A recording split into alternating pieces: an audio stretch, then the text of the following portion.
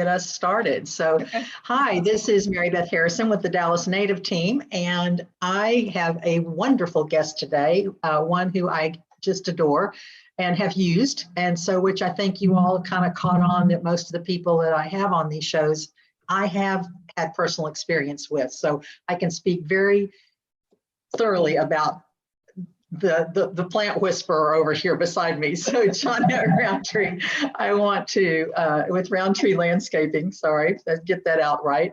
Okay. Thanks for joining us today. And what a perfect time to join us, because I know, right? If there was ever a time that we need some direction on our plants and our outside life, it's now. Yeah. It's just what a crazy, crazy couple of years we've had. I mean, it's been, yeah, this time last year and now it's just like, wow, the plants are going, what? Yeah, right. What?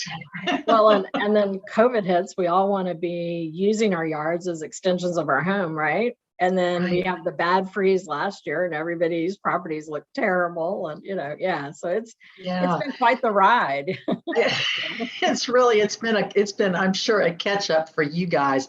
And so I want to back up first and just say I gave Johnette a project early on in several years ago when I bought a house, original owner, lovingly cared for, had the original bushes from 1950. I mean, everything was original, from the bushes to the house. And I called Johnette and I said, hey, rip it all out and recreate. And she did. And it was the most wonderful environment, the most wonderful outdoor environment. Every window I looked out on this house had a different kind of vignette to look at. It was just wonderful. And so, and the things I love that you take into consideration is, do you really want to look at a garage? Do you really want to look at the blank wall? Do you really want to look at the fence? Do you really want to? And so the things that I watched you take into consideration on my house, I can see that in the other things that you do and the other plans that you do. And so I really love that. You all are very thoughtful about what does the eye see, not just let's plant some plants and call it a day. I think it's, so I really appreciate that of you guys. You even helped me relocate a door. It's like, it really would be better if you would put the door over here. I'm like, really? That door and over it came over here. So so it's not just landscape, but taking into account your entire entry and how people see your house. So I really love that. So moving on to our horrendous outdoor environment that we have right now, I want to talk about what survived, what didn't survive, what, if I were going to replant, and so many people are now, what should I put in? Not that we may ever have that freeze again. I mean, how many years has it been since we've had that? Yeah, I think it was in the 1980s. So 40 years later, I mean, something like that. Yeah. So in all fairness, in all fairness, before everyone gets hysterical, yes, we've had 2 years back to back of it. I'll give you that. But well, so let's talk a little bit about this year, because what we got last week was very typical of Dallas. I mean, you grew up here, Mary Beth, but I mean, as long as I've lived in Dallas, which is a long time now, not necessarily every winter, but every few winters, we got a storm like we had last week. That's really not that abnormal. The storm we had the year before in 2021, very abnormal. That was 30 to 40 years. We hadn't had anything like that. The big difference, that, I think you mean the extension of time that it froze. I was going to say this last one was pretty typical. We were in, we were out. It's a perfect Dallas snow day because we got it. We got to stay home and it melted. Yes, perfect Dallas snow day. But the last one was tough. For the plants, we look at how long do we go below freezing and how low below freezing are we going to go. That's what determines how the plants survive. So all plants have a rating on them. So I shouldn't say plants have a rating. We know what areas they grow in. And so there are zones across the country for what zone that plant will live in. So, and that zone is based on cold temperature and hot temperature. Okay. So Dallas is typically a zone 8. Sometimes people will say 7B if you're, on the northern edge or whatever. But so Houston, they're zone 9. So they're considered more tropical or semi-tropical. So we're zone 8. So when you're buying plants, the plant tags will typically have that on it. So you're going to want to look for something that grows well in our zone. So you'll think, well, zone 5, that's super good, because I can get even colder. It doesn't get near that cold here. Well, will it hold up to our heat then? So you really are looking for plants that take the cold range and the hot range. And so you have to balance both of them, because honestly, our summers are harder on our plants than our winters, although the last couple of years, you wouldn't believe that. Yeah, but no, I get that. I mean, we go from one extreme to another. Before I forget, if anyone has any questions, go into the chat box, not the Q&A, but the chat box, because we have several people online that are listening. So just go to the chat box. I'll try and watch it while we're talking, and just bear with me, because I do kind of tend to get listening, because I had no idea about the zone. I'd never heard that. That is so interesting to me. Yep. That's how you would go pick a plant, because why go pick an azalea, for example, when in fact that's just not the place and the time and the right plant. We might love them, they're beautiful, but it might not be the right thing. Right. And so, wow, I had no idea. See, I learn something new every time I talk on this. This is great. All right. So let's go to last year, because I think that took the biggest toll on our plants. So what survived? What survived? Lots of things survived. Really, very few things really were killed. Now, some things were damaged so much that you might have chosen to replace them rather than wait for them to come back. But most of what died for us was Indian hawthorns, pittosporums. They were the main 2 plants, to be honest. The azaleas came through with flying colors last year. So all the palms died last year. Obviously, those are, tropical. Bless their heart, they thought they were in California. I know they did. Like, what happened? Well, and we hadn't had a good winter in a while, and we all thought we were in California. So. Well, there's that. We got a little complacent, and then we had to go back to, let's remember what zone we really are. So we got a little excited there. So so really, all the hollies were great. Abelias and things went through fine. Nandinas were fine. So Nandinas will live through anything. They will live through anything. It's just like nothing kills a Nandina. And you either love them or hate them. So exactly. Not my favorite plant. So. But, it wasn't a lot of plants that actually died and that we're telling people don't replant, because, but mostly it's hawthorns and pittosporums were the 2 that we saw the most. And hawthorns are the ones, just for those listening, with the blueberries on them, the kind of blueberries, and then they flower in the spring, and they were beautiful. And the flowers on them, then they get pretty wonderfully they rounded in a nice brown shade and have a really great evergreen leaf, and so they're just they're a good staple plant. Right. And the pittosporum is kind of a variegated green leaf, isn't it? Yes. So just if you don't recognize the name of the plant, those are kind of the 2 that you could tell just weren't coming back. There are ones with solid green leaves as well. But so we lost both. Some viburnums, which it's an evergreen not a lot of people have, but some of those we also lost in the freeze. Most of those, what I saw was that they died back to close to the ground. So they would grow back, but if you had an 8-foot shrub, you're not going to want to wait that long. So you're probably going to replant it. So So cutting I know we're going back to last year, but I want to do that for 1 second. Cutting them back was the answer, and then see what happened from there. Is that what I gather? And then after a period of what do you go, okay, it ain't happening. Yeah. At what point do you give up the ghost and move on? Right. Well, really it was within the first few weeks, because we wanted to wait and see, once we got past all the cold weather and the plants started to push their buds out, what was going to leaf back out.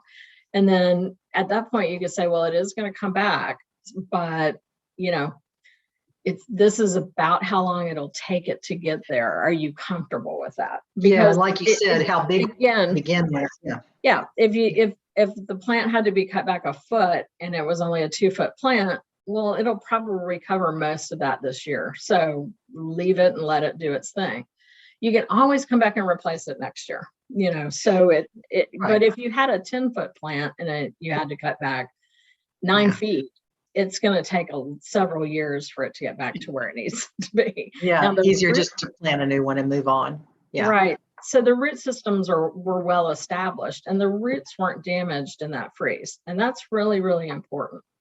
So the plants that you cut back came back much quicker than if you planted a brand new plant, because that brand new plant, while it has roots inside the root ball when you buy it and everything, but when you dig that hole in the ground and you plant the plant, now those roots have to go out and reestablish themselves. And the plant can't start to grow until the roots really become more established. So we typically, when we plant a new plant, it's 3 years before that plant has settled in and really has growth that, it looks like it's going to look.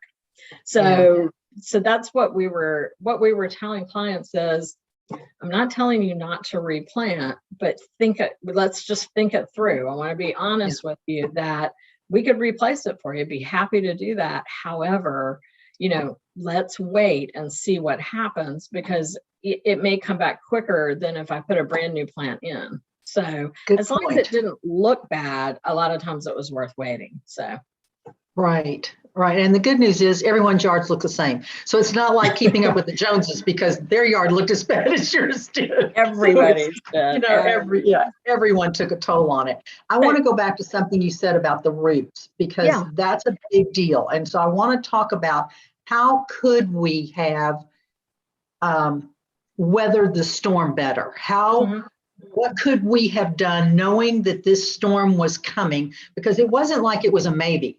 I mean, I always say when the weatherman quits talking about something, that's when we need to worry about it. I know exactly, right? When they just keep talking, you think, oh, this ain't going to happen. I want to be a weatherman and be wrong 90% of the time and have a job to come home to. But I want to talk about, should this happen again? Because February is our month in Dallas to get this kind of weather. It is. It's not uncommon. No, January we'll get a little bit, but most time early February, between the 1st and 15th, we see this kind of weather every year or two. So I mean, it's not unusual. Yeah, I agree. So what could we have done knowing full well this is probably going to come? And even if it doesn't come, the weather is going to, the temperature is going to drop. Even if it's not ice and snow and all that, it's still a drop in temperature. So what could we have done preventative? So there's really 3 things you can do. So the first one is to make sure and water the plants before a freeze. So, we were watching the weather because we were supposed to get rain with this last storm. So we were watching it to make sure, but we were telling people to go ahead and run their sprinklers a good day or so before, let that water really soak into the plants, because just like the plants needed to be hydrated to go into that stressful condition. So we wanted to have them well hydrated before the storm started. Which is kind of counterintuitive, because your first thought is, let's don't pour water and it's going to freeze. So that's very counterintuitive to what I think most people would think needed to happen. I agree. Yeah, absolutely. So the storm was coming on Wednesday. So we were trying to get most people to water on Tuesday. Well, it's not a regular water day in Dallas Fort Worth. Well, Everyone's Wednesday, going to have to get over it. right? so we were calling everybody or going by and turning people's irrigation on and saying, I'm turning your irrigation on. We're going to run it today. And then we're shutting it down for the cold, right? To make sure it doesn't come on during the middle of the freeze. So, that was the first thing that is the best thing to do for the plants. Putting a really good layer of mulch across the top of the root ball is the second best thing you can do. So 2 to 3 inches of mulch, you don't want to get it up in the crown of the plant, but across the root ball is really, really important. So it helps trap any of the heat that's in the ground. And so our ground temperature is maybe around 60 probably. So you put that mulch down, no matter how cold it gets, the ground isn't going to get any colder. So the root system is not damaged. It is like on it. So mulch is the second best thing we can do. So mulch. And the best time of year to mulch is right after Christmas or right after New Year's. Because in Dallas, the way our freezes hit, they start coming around Thanksgiving. So we start losing all our leaves. So between Thanksgiving and Christmas, leaves are coming down like crazy. Well, if you've mulched before that, you're likely, if you start picking your leaves up, you're going to pick up a lot of that mulch. Blow that. Goes right away with it. So go ahead and get your leaves up. You can even leave a little bit of the leaf in the bed around the plants, and then put the mulch down on top of that. But mulching it's a great thing, and get that done at the end of December, early January, and it'll really help protect your plants moving forward. So something you mentioned to me when we spoke after the horrible freeze some time ago was the location of your plants versus your house, because the house puts out warmth, which I would have never thought about. So the closer the plant is to the house, you get to enjoy a little bit of that heat coming off of the house. Is that what I'm understanding? And it depends on your big trees, what's around it, and which way the house faces. So the front of my house faces south, and I don't have any big trees in my front yard. They're all in the back on the north side. And so the southern side of my house stays really, really protected from cold winter. I can have a lot of things up close to the house. I have kind of a little indention, almost a little courtyard near my front door. And because it's south facing, it gets really good sun. The sun warms all the brick on the house, even in really cold weather.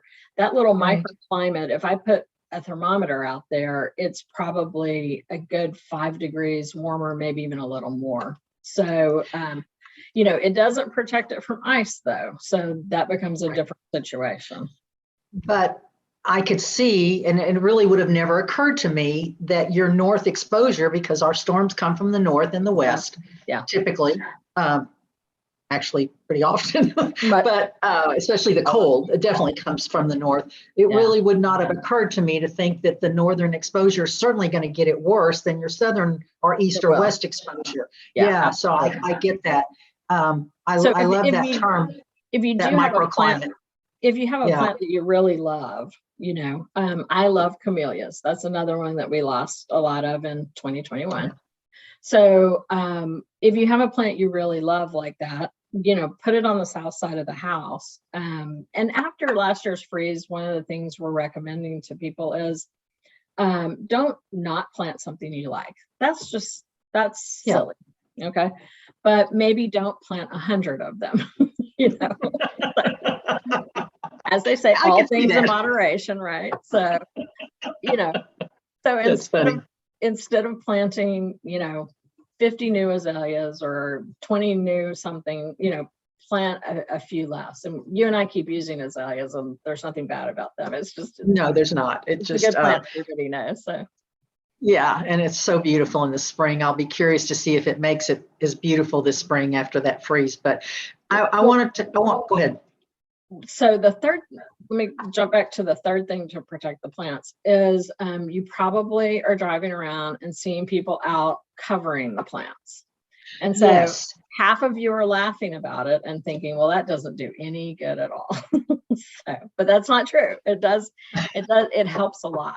So I don't have the statistics in front of me, but like we were talking about, the ground temperature is probably around 60 degrees. And so what you want to do is you want to cover that plant, but the fabric needs to touch the ground on both sides so that the warmth comes up from the ground and helps keep the plant warm. That's what the actual covering is doing. So if you just cover the plant, I see a lot of plants that get covered, but then the stem shows underneath them. Well, it's not helping at all. It's not doing any good. It has to touch the ground on both sides. So it's not just the leaves that need to be dealt with, it's the entirety. Whole plant itself. Yeah. And so then you would tack it to the ground, stake it, or put rocks or something so it actually is like a little baby greenhouse. A little baby. Tent. That's what you're making. You're making little tents or little greenhouses. Yeah. So talk to me about the product that would be used, because I've seen towels, I've seen sheets, I've seen whatever white stuff is. I've seen all of it. So tell me, what is optimum? Okay. So the white stuff is optimum. So of course it is, because I don't know what it is. So it's just called a frost blanket or freeze blanket. I mean, it has a lot of names, but it's. So do you get it like at a nursery? You can get it at a nursery. Home Depot probably carries it. Okay. So it's a fabric that will help hold the heat in. The white one is especially good because the white one lets light and water through. So there are some darker ones. Like a product name that people really like, it's called Planket, which is plant and blanket put together, Planket. So it is cute. So they sell those everywhere, and they'll sell that you can put it over a pot, and so if you want to keep the ice off of it, that's a great thing to do. Again, if it doesn't go down to the ground, covering the pot may or may not help. I mean, it's going to help some because the soil in the pot is going to act the same way, but because the air is all around the pot, that soil is going to get colder than the ground does. And so, again, it's not as good an option, but it will help. I covered a bunch of camellias for a client that was in a pot, and we just covered just the pot. We didn't go all the way down the ground. It was a really big pot. And the camellias came through fine. So I stopped and looked at them this morning. They look great. I think they'll still finish opening up and do fine. But so they're green, and you don't want to leave things covered too long with the green one because it's going to heat up. And so the sun and the air aren't getting through in the same way as in the white frost cloth. So just freeze cloth, frost cloth, they have a lot of different brands and names, but it's the white cloth to cover plants when it's freezing. Any nursery can help you with that. And it'll let air, light, and water through, but it will help hold the temperature for the plants. So it wouldn't be horrible if the day before the freeze, you covered it up, the freeze came, we jumped up to 50 the next day, but who knows what was going to happen. Those nights it got very cold again. So it's okay to leave that white stuff on because it's getting the sun. And if it were to rain, which would be great, or your sprinklers come on, then it would get what it needs. That's interesting. Okay. I just learned something else today. See, just keep talking. I'm just learning stuff all the time. So the sprinklers coming on, you do have to watch, like if you put a big rock there to hold the freeze cloth down to the ground, and if it blocks your sprinklers, then they're not going to get watered as well. So we do sometimes go and we will open them up and hand water a little bit and then just close them back down, right? Because again, you go back to the fact that had these plants been watered well before the freeze, probably would have survived everything well. It really helps. Yeah, they still need to be covered. I mean, the water won't do it 100%, but if the plant's too dry and I cover it up and we don't get the precipitation, we just get cold, then that plant is going to be just like, oh my God, it's very, very hard on the plant. It's Right. just, how would you be if I put you out, wouldn't give you anything to drink, you had to stand in the cold, with a coat or not, you would be miserable, right? A little miserable. I get it. That's exactly. So, okay, so let's talk about replanting. Okay. When does that happen? Because I see so many people in the neighborhood that I don't even know if that's the right word, replanted. I think I just made that up. No, Feel free to use it in your technical jargon, please. Thank you. Love it. Planted new stuff again, like ground cover and things like that. It seems like it's a little early for that. Is that, how does that work? Most of it's going to be fine. I mean, we plant 12 months out of the year here in Dallas. Even sod, all kinds of things. So again, the ground temperatures are warm. It's not going to bother the plants. So let's talk about people. So we planted some brand new landscapes in January. Well, great. They've only been in 30 days, right? And here comes that freeze. So we went and made sure to cover those, because even though the plants were the varieties that could withstand the cold, like we talked about earlier, the root balls were not established yet. And so that plant was going to have a harder time. So we covered it just to give it that extra, cushion to get through the weather. Once the plants are established, we wouldn't need to do that. But anything that you're worried might not be cold hardy, go ahead and cover it. What I was going to say earlier and didn't was that freeze cloth or the frost blanket that you put over the plant, it's going to increase the temperature around the plant by anywhere from 5 to 15 degrees. And so if we're going down to say 20 degrees, well, now around your plant, it's above freezing. And so it really, covering works really well. Never cover with plastic. People will do that thinking, okay, I need to keep the wind off, so I'm going to put plastic. It's the same thing if I put a plastic bag over your head, you couldn't breathe at all. So we're not going to do that. I love that we compare this to humans, because I can relate to that. And that's then, greatness. Blankets and towels are better than nothing, but they weren't made to specifically keep that heat in. So if you have things that you really love and you're an avid gardener, or you have a big investment you've just made in your yard to replant and make it look right, then it's worth investing in the frost cloth. You won't have to do that every year from here on. You just want to do it for that until the plant's established. So is it reusable? That's a good question. Can you fold it up and reuse it? It absolutely is. Yes. Well, then just dry it out so it doesn't mold, know. And so we covered clients on Tuesday last week. The storm was coming on Wednesday. We finished covering people on Wednesday, and then we didn't take it off until Tuesday of this week, just making sure we're past all the cold nights. So yeah, that's good to know. I want to go back and discuss one thing just while it's on my mind, because me, I'm shiny penny, and look, there's an exit sign, so I look over there. Sprinkler systems. Yes. Logically, you should have a freeze and rain sensor on your sprinkler systems, on your irrigation systems. Right. And all of the newer ones come with it. That's new law. I mean, that is the new law. Meaning that if it starts raining any amount, it fills up this rain gauge and it just shuts everything off. You don't need to water on top of a downpour that we get here, and we get them. And when we get our too much too soon, that can't even get into the ground because it's just too much. But nonetheless, you don't need to run a sprinkler on top of that.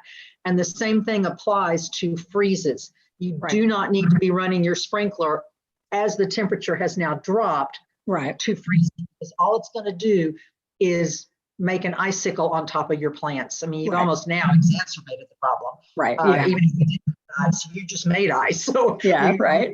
You just made it worse. And your sidewalks and everything now are just going to be a skating rink. So Right. if you have an older system, you can go back and retrofit them to have that put in.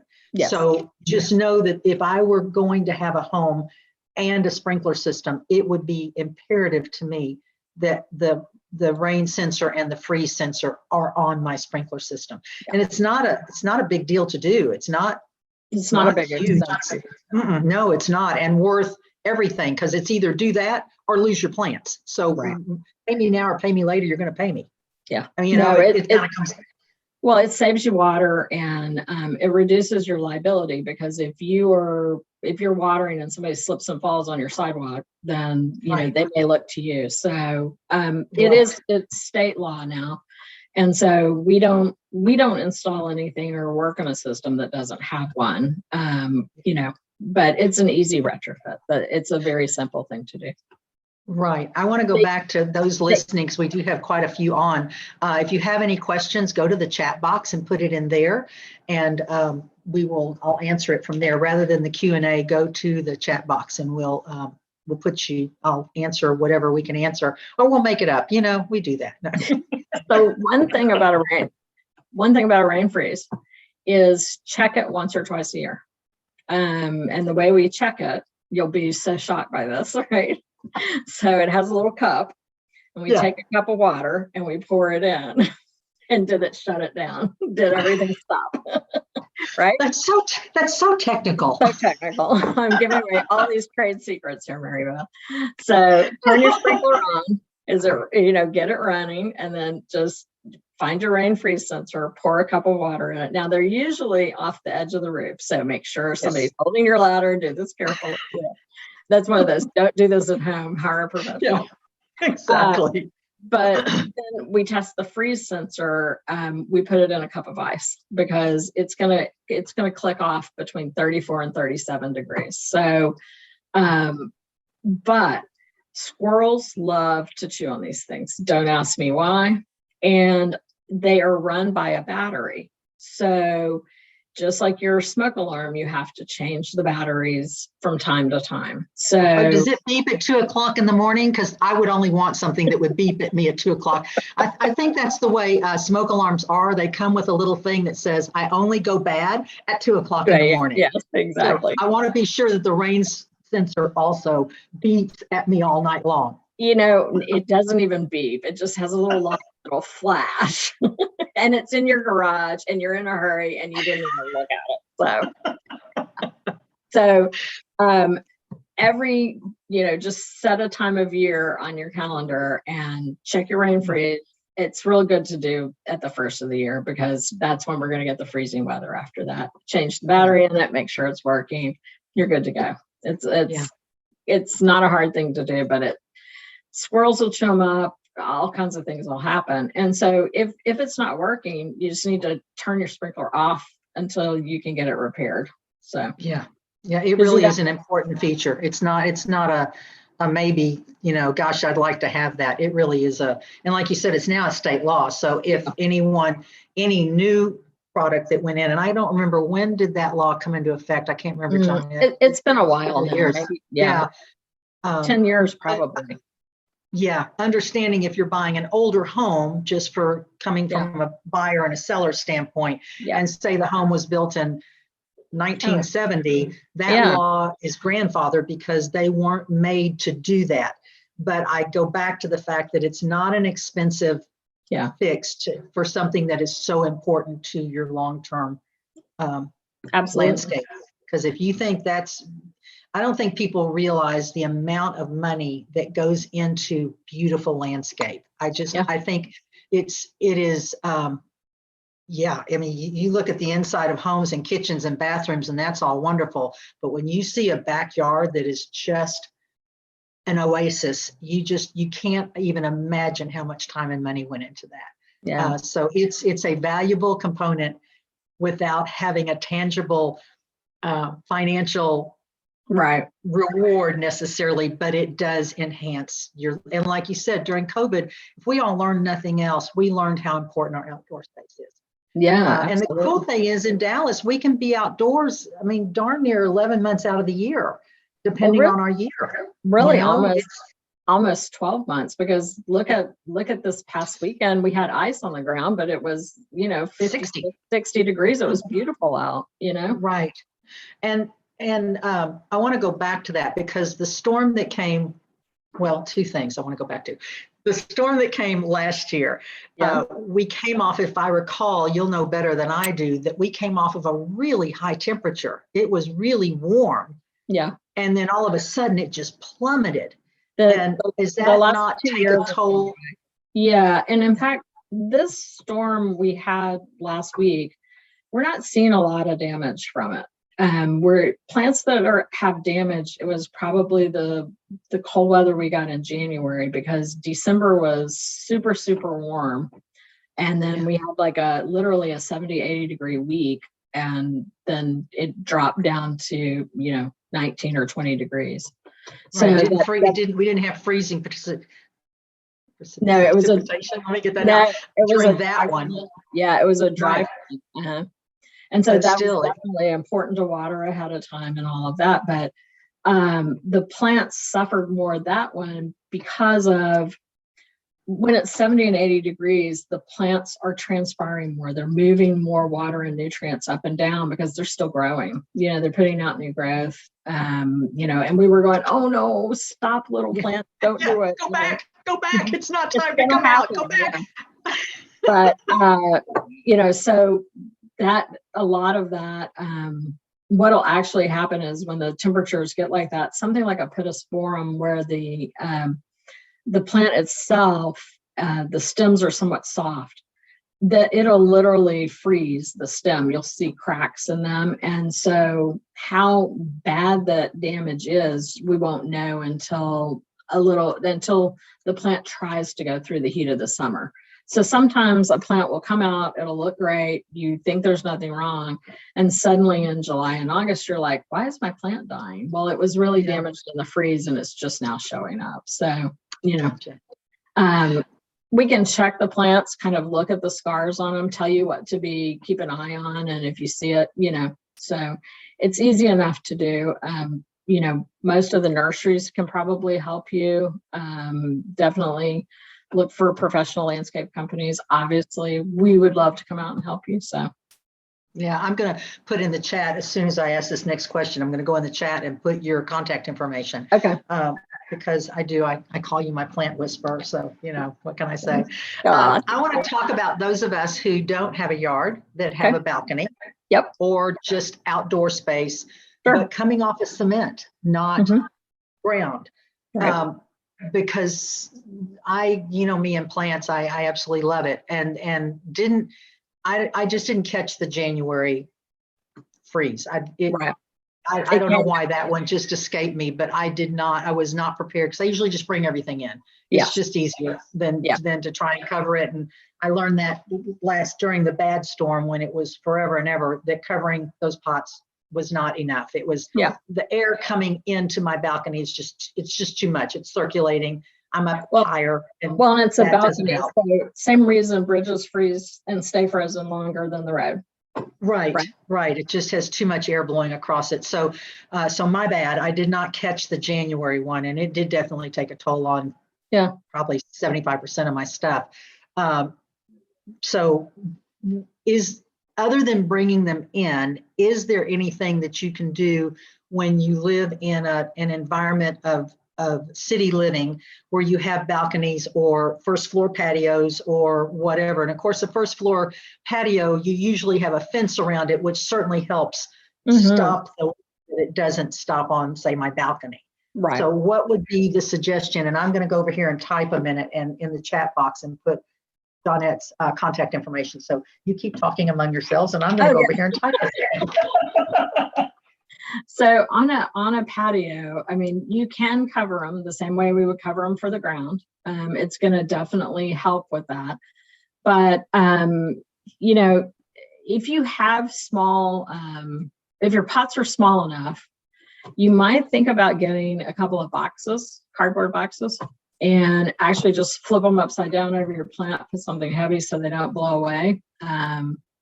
And you could even take freeze cloth or something to sort of wrap it around the pot on the bottom, put that box over it. It would just help offer some insulation. But again, the box upside down is going to give you a layer of air that's at a different temperature. On a balcony, Mary Beth, it's just going to get really, really hard because of the air underneath the balcony is cooling it off more than anything else. So, you know, if I had something I really liked and it was too big to bring in, I would definitely cover it. But you've got to be realistic at some point that depending on the temperature and the length of the freeze, how long, you know. So if that one was just too long. Go overnight and come back, then. But yeah. No, so, that was too long of a time, and didn't matter if I laid on top of it, it wouldn't have mattered. It was just too bloody cold for too long for that one. Talk about temperature for a minute. Typically, we don't worry until it's going to go below 28 degrees. So freezing's at 32, but most everything's going to be fine until it starts to get in the 20s. And then at about 28, we're going to lose certain plants are going to start to struggle. And then the next temperature change is going to be at about in the teens. That's once it goes below 17 or 18 degrees down into like 10 and 5, it's a whole different set of plants basically. So yes, and it's so uncommon for us because typically when it gets bad here, bad for us is 32 to maybe 28, and that's even cold. So these teens that happened even this last time, and certainly the time before, were such an anomaly for us that I mean I can see as a plant you'd be going, wait, what? What just happened here? I totally get that. And so, but that's good to know that until about 28 degrees, you don't have to be too hysterical about it. Right. No, if you do the right things to get ready for it. Yeah. So I don't want anybody to start, oh my God, it's going to be, it's going to be 35. That's close to freezing. I should worry. You've really got to drop below freezing. And if it's going to be 28, I don't usually worry because how long is the freeze going to last to? How long are you going to be below? Because we get a lot of the nights, like from now until Easter, we'll probably have a lot of nights that will drop down and it might go to 28, but that's going to be for about an hour overnight. And it'll be right back up. And so the plant didn't really have the shock. And what I was saying about this freeze not being quite as hard on the plants, all the plants, we call it hardening off. So after that first freeze in January, all the plants went, oh, it is winter. And they quit transpiring as much. They quit sending, moisture and nutrients through the plant at the same level. It continues to happen, but at a much slower rate. And the plant sort of shuts itself down to hibernate for a little bit. So going into this freeze, all the plants were in a better place. But again, we went down to 19 and we were below freezing for 37 hours. And so it was a longer freeze. And that's what caused us to cover. The ice, you'll probably see some plants where the leaves are burned, especially anything that had a big leaf at all. It doesn't mean the plant's dead. Usually that can be cut off and it'll just come right back out in the spring. So I don't think we have tons of damage this year from anything that was planted. I have seen some pittosporums and some viburnums that were damaged in that first freeze in February because it had been 80 and the plant was just too active before it got really, really cold. Yeah, I think that's probably the hardest thing here is our temperature swing can be so dramatic, or as I call them, the blue northerns that come through. That, you went out to jog and it was 60, and by the time you turned around and come back, it was 30. Yeah, it was fast. I mean, it was fast. And so, is there a swing that is more tolerable from a high to a low, or is it just it's again duration, temperature and duration? It's the combination of the two. So right now we're getting 60 and 70-degree days this week, right? But it's still going into the 30s every night. Good for the plant. Okay.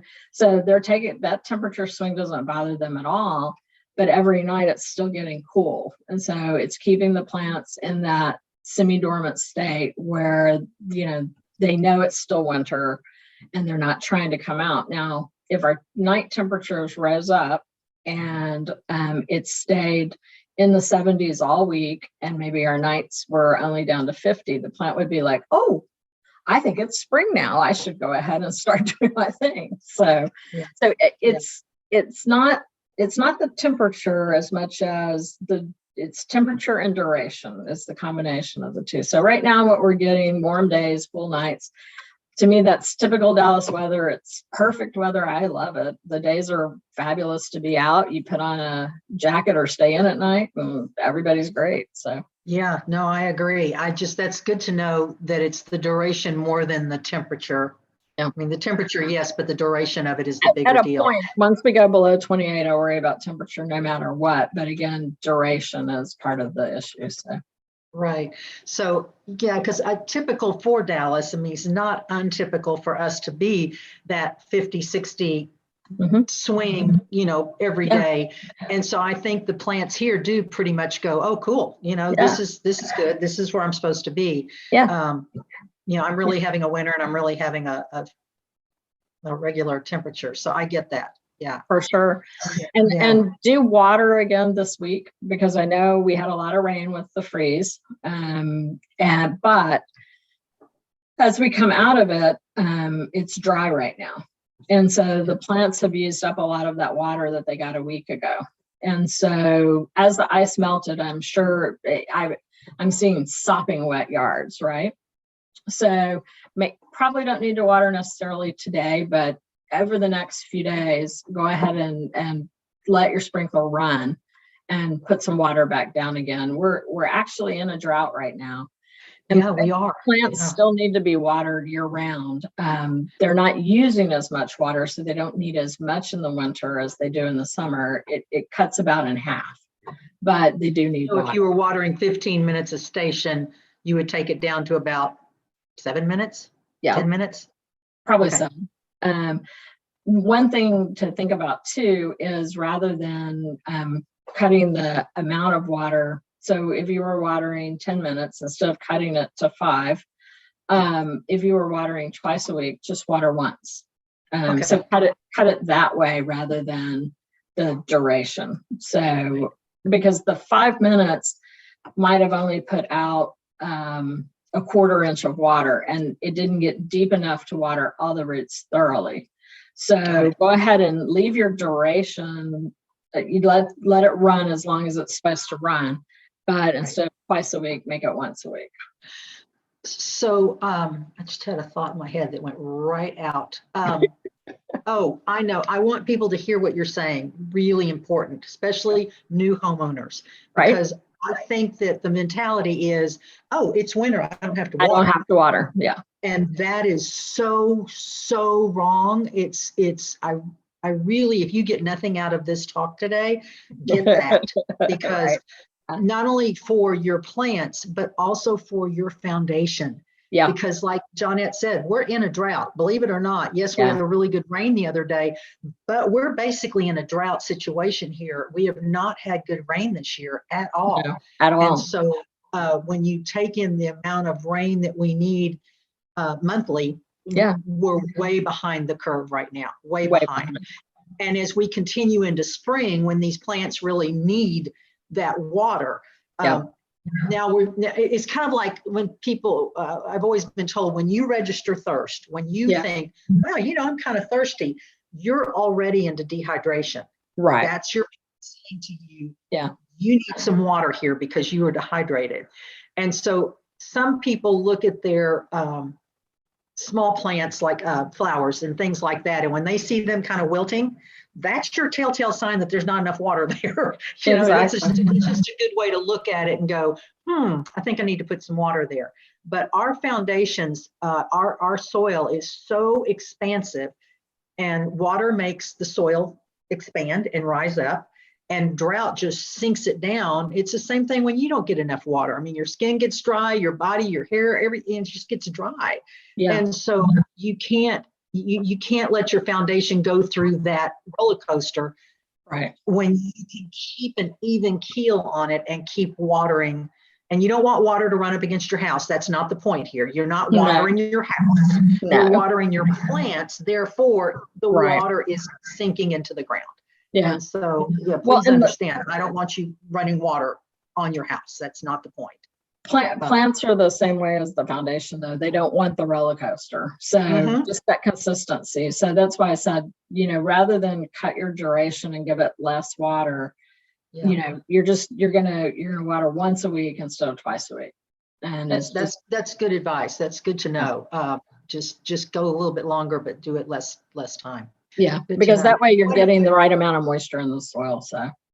Right. What have I not asked you? I feel like you are the most wealth of information. I can't thank you enough for your time, because we all have looked at this just going, replacing that landscape is not a cheap fix. And so, getting a head start on and how to save it and how to get ahead of the game is so valuable, so valuable. So I thank you for all of your knowledge and then sharing it with us. Oh, you're welcome. Thank you for asking. So, it's time to start pruning things. So we always use Valentine's Day as the rule. So, okay. So, starting to cut things back. I would wait a little longer on anything that has freeze damage. Just let it sit for a couple more weeks. Later in the month, as it starts to warm more regularly, you'll see buds start to come on it, and you'll know where you really want to cut. Okay. So, but if you have evergreen shrubs, hollies or something, and they're a little too big, now's the time to push them back, cut them back, really get them back in bounds, do what you need to do there. A little later in the month, you cut back your ground covers or grasses if they're kind of burned on top. If they're not, you don't have to cut them back. It's more, you can leave them alone. But if they are burned, this is the only time of year you can do it. So you need to do it before the new growth comes out. So, okay. I want to talk about pruning because you've seen it too. I know it just wrenches your heart when you see people who've just hacked off their stuff. You're like, no, stop. There's a way to cut things. And typically where a plant comes together, right, and then another little branch comes off of it, you want to go to where growth has been. You don't just want to hack it off at the bottom and hope to goodness it comes back. That's when I really cut it in the middle of the branch or something. So you're going to cut it at a node where another branch comes off, or right above if you can see the buds starting to swell on the side of the branch where the leaves are going to come out, then cut right above that and cut it on a diagonal rather than flat across. So. Good to note. And I want to talk about our precious crepe myrtles, because what I see people do to those makes me heartsick. It breaks my heart. We call it crepe murder. Exactly. And what you mean by that, I'm going to let you explain it better than me, but when you have this beautiful crepe myrtle that has all of these branches, and and yes, little branches are coming off of it. Of course they are. And they grew and they flowered and it was beautiful. But people come in and just boom, cut it off way down here to where there's just these sticking up. I'm like, oh, no. So I think that got started. I don't know when it got started. It was before I was here, but people would cut them back because crepe myrtles flower on new growth. So the idea was, well, if I cut it, it'll have a lot of new branches, and then it'll have a lot of new growth, and I'll have a lot more bloom. And it's just all not true. So the crepe myrtles are meant to have a big umbrella type shape, and if it's if you can get a crepe myrtle that grows to all different heights, everywhere from 2 foot tall to 30 foot tall. So make sure when you buy it, you're buying the right size for the space, and don't try to hack it back to make it fit.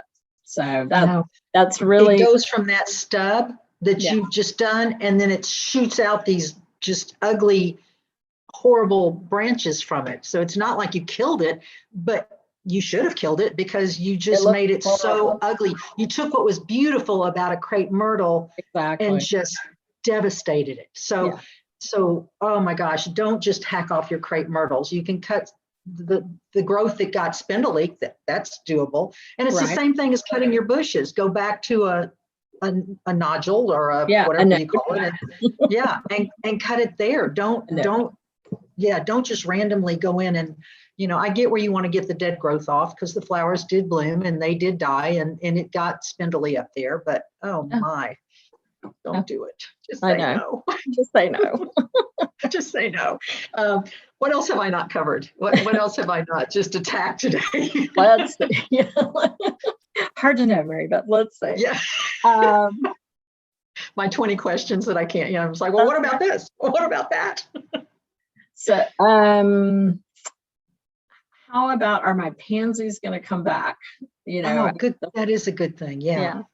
So, they probably will, but it's going to be a while coming. And so about the time they're going to look halfway decent, you've kind of waited, then it'll be spring. And, I'm going to leave mine and see what they do.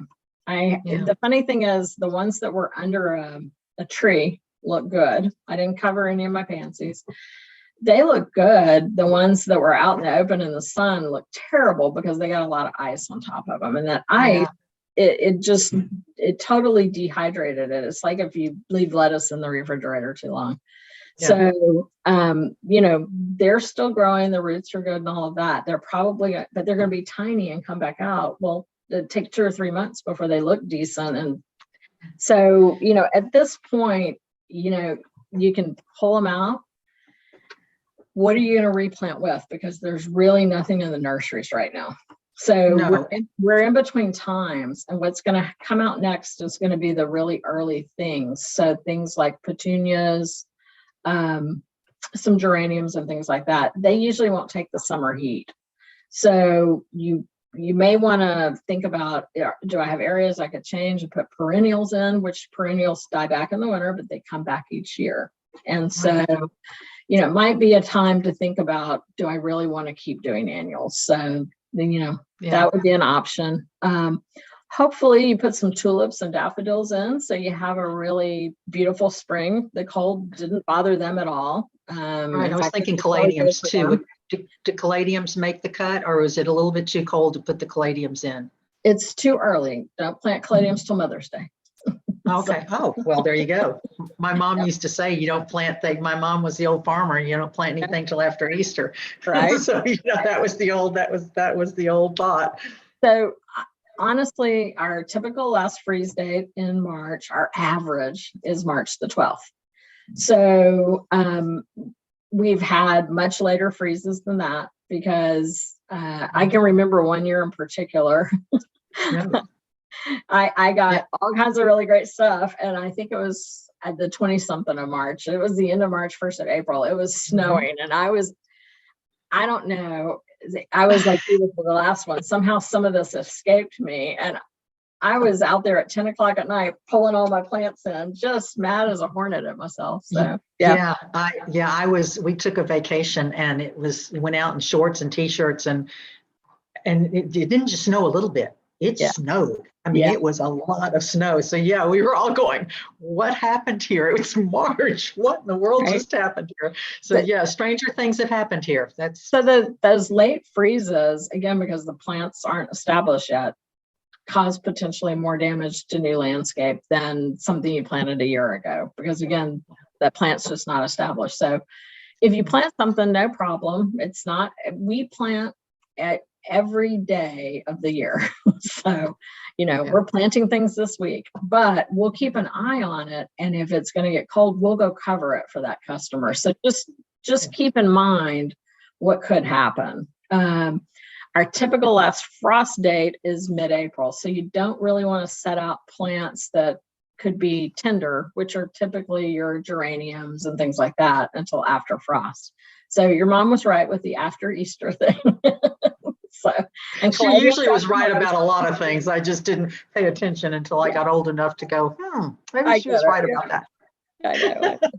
So, So, but oh yeah, my gosh, this has been such a wealth of information. The whole awesome. world needs to be listening to this because it Yeah. is, you have answered a bajillion questions that I know everyone is asking that has a yard, Yeah. because it was pretty horrifying to watch, to see all that coming and, Yeah. especially people who spend a lot of money on stuff, just like horrified that, wow, watch that just go down the drain. But it's salvageable, and that's what it sounds like. It's like, Yeah. just back I off mean, a second and see what's give, salvageable for give you. it a minute. Let's see how things come out.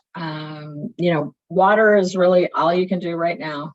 And then let's see how things come out. We'll know more by the end of the month, and we'll have a real good idea about it by mid-March. That I think you should go ahead and plan to replace these, but it'll be few and far between this year. I don't think it'll be nearly as bad as it was last year, because again, while it went down to 19, it was for a day and a half. It was 30 something hours. Whereas last year it went to -2, and it was below freezing for 130 something hours. So, I mean, it's night and day. And I know it looked a lot like it, and we were, everybody was on edge from last year, but it wasn't.